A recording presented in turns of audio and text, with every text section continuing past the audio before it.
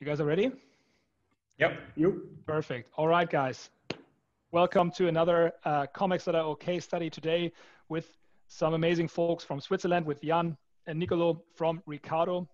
I'm going to leave the introduction to you guys. You guys been working with us for quite a while, and today we're going to figure out how you guys solve the issue of B2B customer acquisition. So thank you so much, guys, for joining. Thank you. Thank you. So let us quickly introduce ourselves. Yes, please. Nicolo. I joined Ricardo a couple of years ago as sales operations manager, and John here with me is sales manager. He joined last year.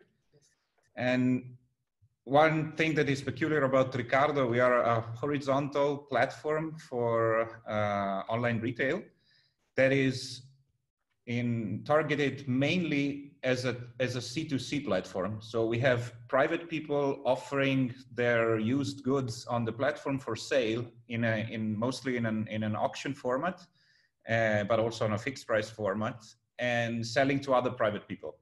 So sales has not been very big in the company for many years.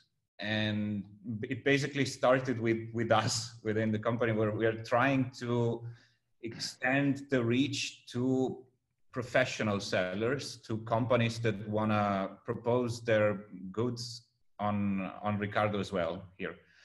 And Ricardo might not be very well known outside of Switzerland because we do not extend beyond the borders of the country as of yet, but it's the #1 player for retail, for online retail in particular of used second-hand goods within the country. And we have several million accounts, which means that basically everyone in every household in Switzerland has an account of Ricardo. So very popular from a peer-to-peer perspective, and our efforts are targeted to getting the companies to join the bunch and offer the products here as well. Right, got it. Perfect. So the way that I always experience you guys, I of course had the association to eBay, of course, because I'm not so knowledgeable about the space. Can you maybe depict a little bit what's the difference towards that, and where you differentiate, and like who are your normal users and people who use you? It's a fair comparison to make, the one with eBay, especially if you think of the eBay of the origins, how it started. And we are more similar to that kind of model. So the ideal, let's say, user of Ricardo is someone that both looks for stuff for good deals on the one hand, but also has always in mind the possibility of giving new life to things that he doesn't need in his household. So you find something that has value, but you don't need anymore. You can take a couple of snapshots and put it online on Ricardo for an auction, put a low starting price, and then the market will set the right price. And the auction format will allow you to price your item even if you don't know how much it is worth, basically. Right. And that's an interesting one, right? Because you normally would think, if you're not from that space, why would you guys be interested in solving a B2B sales and distribution issue? So maybe you can take it from there and like elaborate, okay, how were you doing this? Why were you even exposed to this? And then how did you go about it? And how did you start with comics? So it all started back in 2018 when we had a big review of the strategy of Ricardo. And we came to the definition of the term idle for the type of goods that we want to have on the platform. And what are idle goods? Idle goods represent the example I made before, something you have in your house and you don't need anymore, but it has value. That's the typical example of what Ricardo has always been for private users. But idle is also everything that cannot be sold as new, but it can be something in the stock of a company, in the storage facilities of a company. For example, let's take the example of a company that sells electronics and like televisions or all types of consumer electronics. They always have retail stores, physical retail stores, where they show their merchandise. They have their TVs, and the TVs are always on. They are there for the people to choose, to understand how good the definition is and so on. And those TVs can no longer be sold as new, the ones that are physically in the store and being kept on. And we want to propose our platform as the solution for those stores to be able to get rid of these televisions without just sending them back to the distributors for little or no money, or have them even destroyed, which is not really sustainable from an environmental perspective. So we offer this possibility to put them online on our platform, and customers will find items that are very valuable at really good prices. Right, got it. So what I'm hearing is that you kind of deviated for this one. You basically came up with a new offer, right? So you said like, hey, we have the platform and we have the users that demand certain goods, and now we just offer this as an extra kind of service, right? To a B2B audience. Is that fair to say? Correct. Yes. Cool. Okay, got it. And so how did you go about this? Because that seems like a very big endeavor if you are normally a consumer platform, but all of a sudden it is a B2B acquisition game, right? So how do you start out doing this? So it started last year. As I joined, with the first thing that we tried was going, let's say go to the masses and try to reach out to as many companies as possible. And that was done by simply purchasing address lists in certain industries that we prioritized, and then launching a massive telesales campaign, reaching out to about 20,000 addresses in a few months. These can work and worked with, let's say, and makes sense also financially with smaller shops, like mom and pop shops that might want to go online and don't have the resources for their own online store. It doesn't really work with larger companies, because there you need to establish a relationship and you need to talk to them directly. And so we tried different ways within our teams with the resources we had within category management, like taking some of the time of the category managers to do a bit of sales on the side. And that didn't really work either, because you need someone dedicated to do that job. Yeah, sales on the side is tough. Indeed. And that's how we started hiring, and finally John joined us. At the beginning, we didn't really have a problem of leads, because we started with John's expertise of many years in the photo optic business, right? And reached out to basically everyone in his network, and so that worked great. But it's something that's not sustainable for a long time, especially in a small market like Switzerland. Right. And so we needed a solution to feed John with good leads in a sustainable way and for the longer term. And that's how we came up with you guys. Right, got it. What would you say, like, because that's just something what many people experience. What is the normal bottleneck that comes up the most when it is about new customer acquisition once your own network is kind of dried out? Because everybody does it in the beginning. We did it as well. I knew this, like the first comics customers were people I knew from somewhere, obviously. But then at some point you have to break through this threshold, right? And what do you feel normally are the normal bottlenecks that come into play there? What's the issue? Why is this so hard? I would say, and then I leave to John to add comments if he needs to, but I would say it's definitely hard to know who you need to talk to within the companies, which companies to reach out to, which might really be interested in your offer, for which ones it doesn't make any sense at all to talk to you. That's hard to define on an address list.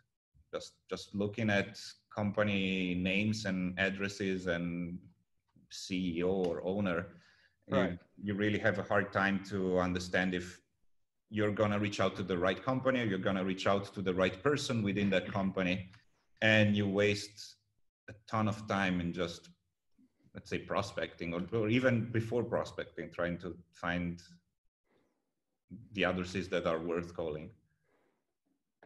Got it. Right. So that's also what we experience, right? So sometimes there's just needs to be more. This like binary perspective of like, here's a content that's a hit persona, like that doesn't work for services which are more explanatory. And that's also maybe Jan, you can speak to that, but like you probably have to explain to people who you are, right? Because it's not your normal target audience, and it's a new offer, right? So how does that work normally? Absolutely. So the funny thing here is that you don't have to explain what Ricardo is, because basically everyone in Switzerland knows Ricardo, but you really need to make an effort to have them understand that Ricardo can give value also to a business, also to a company. It's not just something that you use privately on Sunday when you're looking for a deal. Right.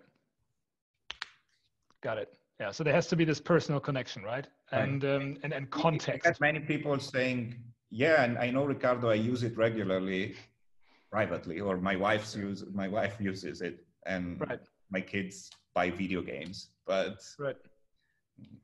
why would I use it for my business? That's the question we need to answer.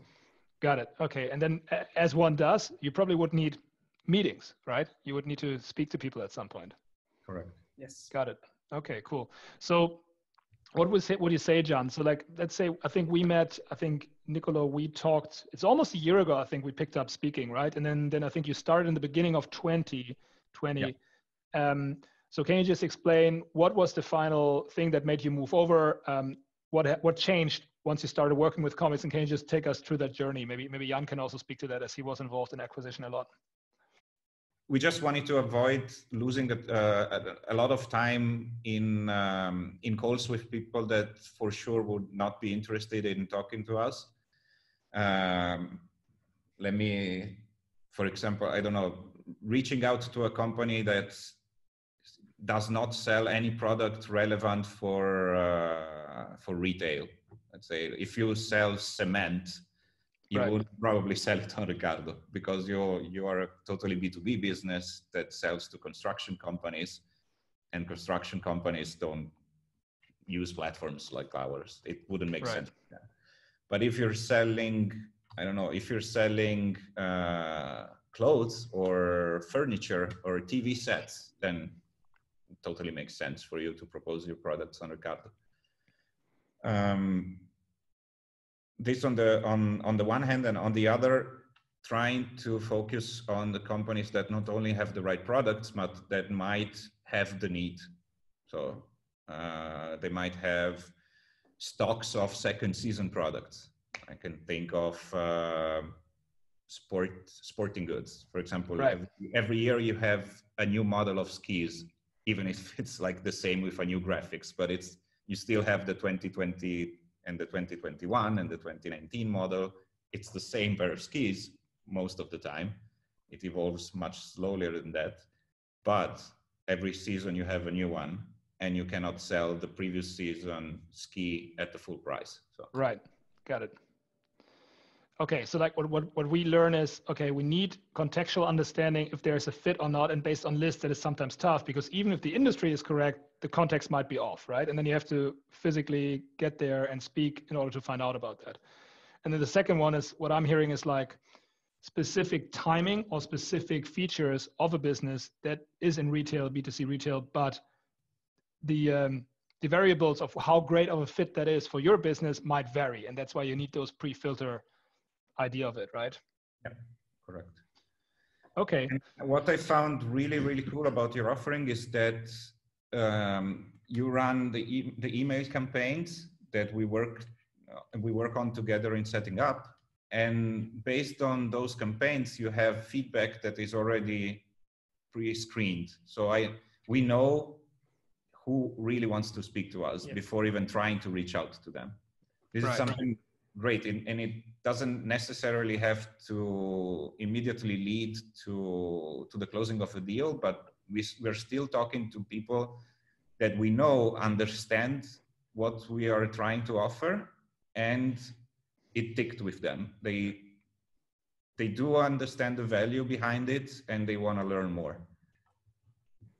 Right, got it. I mean, what we hear a lot is that's specifically relevant if you have pretty high cost of sales, right? And high cost of sales are normally driven by, senior salespeople who deal with explanatory larger deals, like we all are, I guess, right? And then especially in, Northern or Central Europe and Switzerland as well, where salaries are quite high. It's quite expensive to have somebody like Jan running around, not really getting many positive conversations, right? That's a pricey thing for Ricardo. And that's particularly relevant in our case, not just because we are in Switzerland with higher salaries, but also because of our revenue model. Right. And that's in the fact that we do not, even when we, let's say, close a deal, we are not really closing any deal at the moment that generates immediate revenue for us, because we are not signing a contract with a client with a certain amount on the contract and sending out a receipt or so. We are just onboarding a seller on the platform, and what they will generate depends on their sales.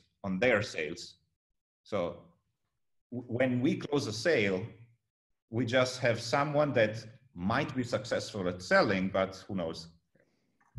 And how much they will sell will reflect in our revenues from that user. Right, got it. That means, right. So the risk is kind of on your shoulders. And the only thing that I would see there is just like, you want to go as wide as possible and onboard as many brands as possible, as quickly as possible, right? Yeah, got it. Okay, cool. Can you explain maybe how, because your guys are a very specific case, right? With new offer, B2C platform, then now going out B2B. Can you explain a little bit how the collaboration with Comics went about? So you, of course, met Chris and the customer success team, got onboarded. Can you just explain for people out there who haven't been working with us, how does it work? What was good about it? Where did you see challenges for yourself where you had to do some homework as well? Because we always say, like, guys, do your homework. And can you just explain how the onboarding went and what was your experience there? I found the collaboration pretty good because we could set up define the market well, define in which regions we wanted to work within Switzerland initially. Then we just recently expanded also to Italian-speaking Switzerland, Ticino. But we started with content in German and French. And then defined together the type of industries and subcategories within the industries that we wanted to target, define the content together with a bit of back and forth drafting of the emails. I found it very collaborative and quite efficient in setting up. It took a little while for us from the moment when we decided to work with you to the moment where we could actually launch the campaign. That took a while, but that's on our side because we had problems internally with our IT in getting the email that we needed for the campaigns to integrate with the Comics solution to get it set up correctly with all the parameters that are needed for your platform to work together in the correct way. That's on us. That's in our a bit inflexible that we have with IT support. But other than things that were on our side, everything else worked just fine. I found also quite good responsiveness in the team when we had needs to review some aspects, to change industry focus a little bit, tweak the messages, review the results. I think the collaboration was very, very good, actually. Cool, got it. I'm going to let the guys know. Perfect. Cool. So what would you guys think? So just because that's always interesting for us as well, what would you think were the one or two main things that provided the most value during onboarding and also the collaboration compared to the activities you had to perform before? What were the things where you're just like, oh, wow, we don't have to do this anymore, or this really speed up that process? What would that be in your case? Absolutely, having the campaigns and having the email campaigns running and not having to avoiding the cold calls. That's the biggest. We have the door opener.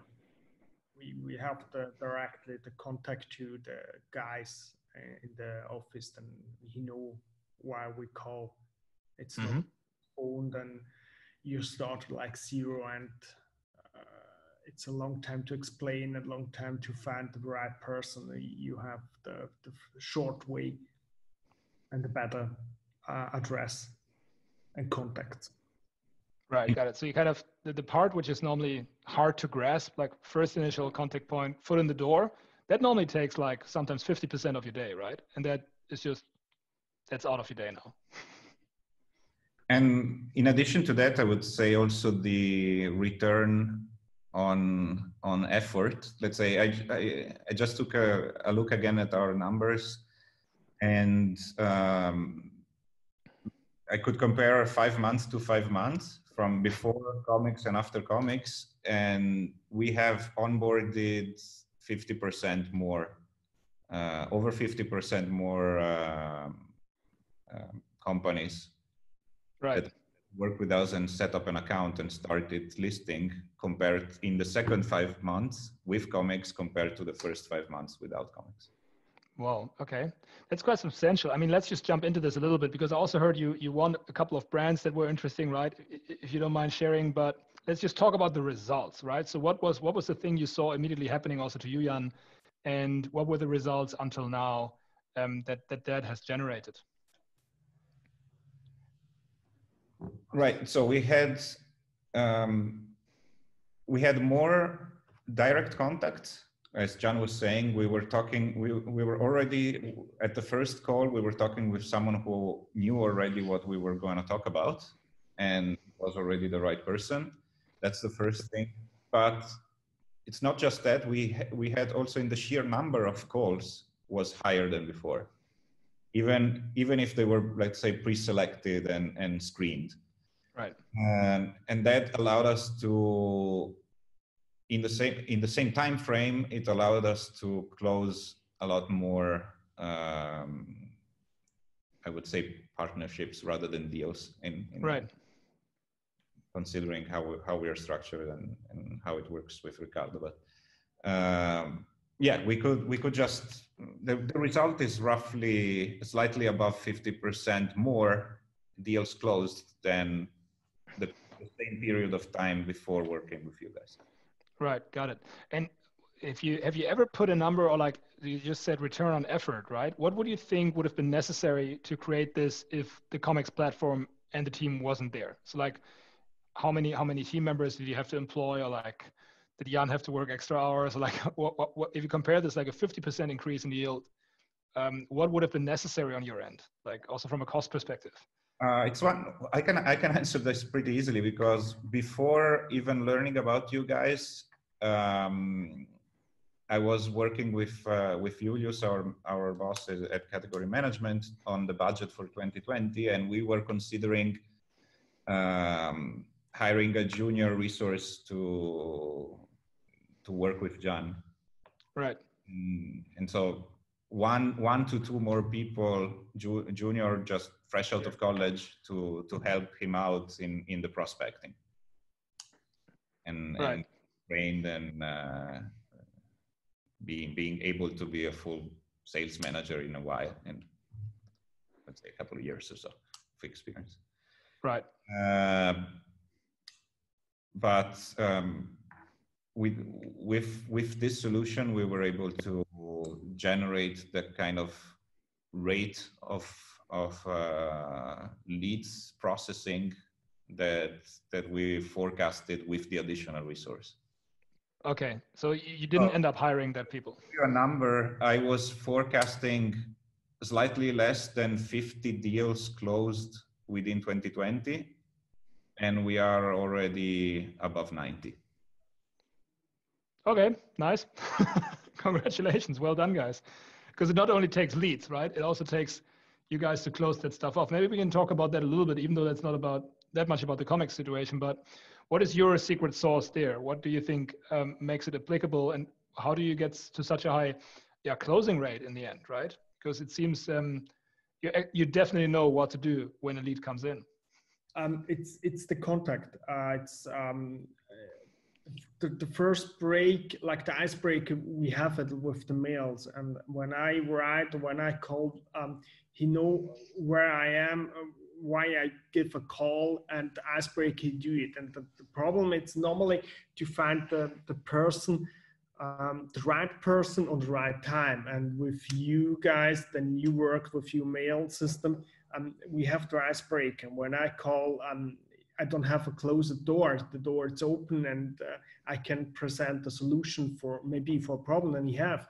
And then it's my work much simpler than when I must break the ice, when I must open the right contact, and it gets much more effort from my side. And in this way, it's simpler for me. Right, got it. But then you also seem to be doing very well. So like your offer seems to be compelling enough so people actually do sign up with you, right? And that seems to be something that we all can learn from, because once you get to this level where your offer is very compelling, then the lead generation becomes so effective, right? If you do not have anything that is great for people to join, then no lead in the world will help, right? So you seem to be quite good there. Yeah, we have a good solution for the problem that you have. And got a lot of people have a lot of stock and for like a second season products, and you don't know, you don't have a possibility to sell it. Right. You have the new product and the stock and the old one also. And we have a solution to sell the old product.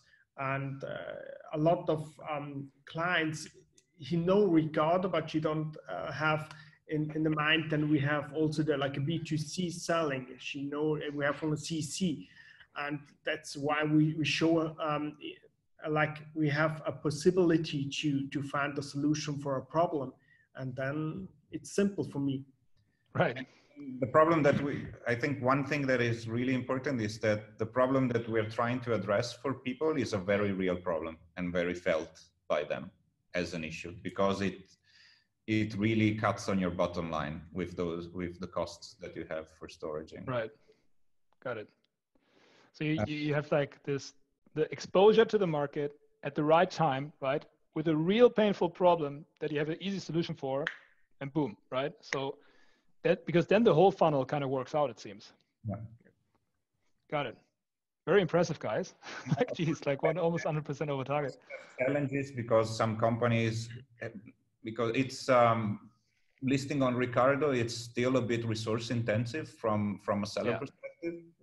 And so we need to be convincing or address the issues that they have when it comes to the point of, okay, I have this problem, I want to solve it, and you have a good solution, but I need to figure out the resources that I might dedicate to it, because I need to take pictures of every single item, describe every single item, list them on the platform, be there for answering the questions of potential buyers in the Q&A part of the listing form. So it's quite resource intensive from the seller. So we need to address that. That can also be the point where we close or do not close the deal. Yeah. But that's fair enough. And I think you seem to be solving well, right? Because it's not only that they just can sign up and that's it, but you actually need to convince them that they put resources on that problem. They need but to it seems you're succeeding. Yeah. Even if we don't charge them for joining the platform or for listing. And we don't charge anything until they have successfully sold something, but still they need to invest time and resources, which is not. Perfect. And what I find interesting, especially about your model, is like that probably, while it's a little bit tricky because you won't see the lifetime value immediately released in cash flow now, is that once you get, because I think you want some bigger brands as well, where you just know, okay, they wouldn't put resources on this if they were not in there for at least a, medium haul, right? So your lifetime value will probably just, unleash, 6-12 months in. Yeah. That's fantastic. Cool. So what I'm always interested in, just on your opinion, is like, what would you recommend somebody or yourself in your shoes with the knowledge you have today 2 years ago? Like what has to be in place for figuring out B2B sales, and, would comics be in that recommendation, obviously, but like, what would you go about? What things have to be in place also for people who are listening in order to make it as successful as you guys have done it? And what do people have to be prepared for in terms of putting their time and effort in? I would say absolutely having dedicated sales if you want to do sales, because it doesn't work as something on the side for someone who has another job, actually. That's for sure. Then once you have a sales team, try to avoid wasting their time and experience in activities that are not the most relevant for closing the deal. Right. Trying to get laser focused as you can in the leads that you're getting in terms of their relevance to your business. Because you can have a ton of super interesting conversation with a lot of people, but they might not need your solution because it's just not compatible with their business. So why wasting time, their time and your time? Right, got it. So what I'm hearing is, number one is like focus on people. Somebody has to do the job, right? It cannot be half-hearted. Then we have the focus on the right activity at the right time. So anything that's non-revenue generating, you kind of want to automate or find tools and processes around it and make that as quick as possible. And then 3 is, what I'm hearing is the right qualification and pre-filtering in order not to spend that selling time on the wrong prospects. Is that fair to say? Correct. And then last but not least, the return on investment. So you need to make sure to have a good forecast of what your deals will bring you and how much is the deal worth for you, so you know how much you can invest. Because there might be a ton of really cool solutions out there besides comics, but they might be affordable if you're selling EVC watches, but if you are relying on thin margins, you need to be really careful on where it's worth investing.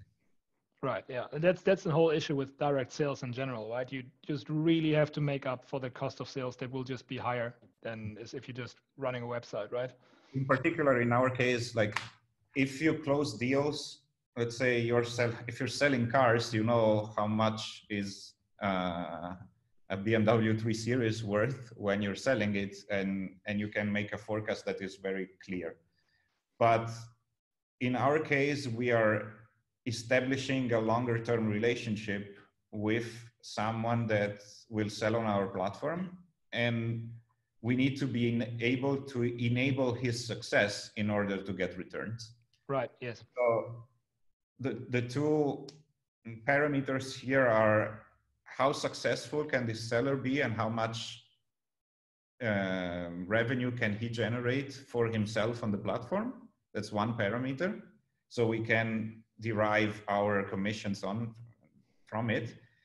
And how long is he likely to stick with us? So is it going to be a long-term commitment? That means we can calculate an MPV based on a long time period, or is it just going to be a one-shot relationship where it's, for example, a liquidator that has to liquidate a company and comes to Ricardo with a huge inventory that sells in 3 months and then it's over? That's a possibility as well. Got it. Have you ever calculated like what your average customer or like partner value is at the moment for onboarding them? Yes, we did. It's ranging between 40 and 60,000 francs per year in GMV, which is what they sell on the platform. Yeah.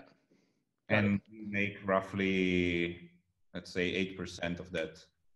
Got it. Right. So name of the game is like, keep onboarding more partners, right?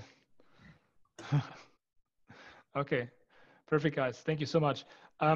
If you stay on for a second afterwards, I think we can stall the interview right now. I would just make a cut here and then just say ciao to you guys, and we just all say ciao. But I actually just have a couple of questions off the record that I'm just curious for you guys. So let me just do the outro quickly, and then we're done. Okay. All right, guys. Nicolo, Jan, thank you so much for joining. It's a pleasure to have you.